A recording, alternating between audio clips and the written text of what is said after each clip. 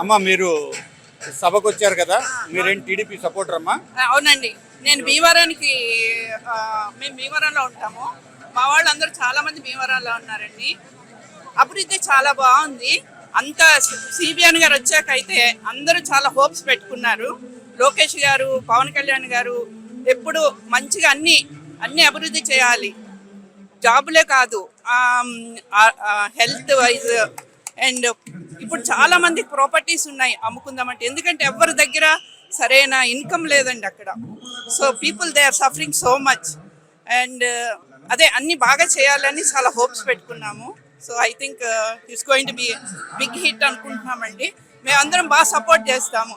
And ఎన్ఆర్ఐని చాలా investors కింద అందరినీ వెల్కమ్ చెప్పాలి. ఏదన్నా మంచి మంచి ప్రాజెక్ట్స్లో అందరినీ ఇన్వాల్వ్ చేయాలి. అందరూ వచ్చి హెల్ప్ చేస్తారు. ఎందుకంటే అందరూ ఆంధ్రాకి సంబంధించిన వాడు కాబట్టి they have so much of hopes అనమాట. మీరేం చేస్తారమ్మా ఇక్కడ? నేను యాక్చువల్గా ఇప్పుడు ఏం చేయట్లేదండి, ఐటీలో వర్క్ చేశాను నేను.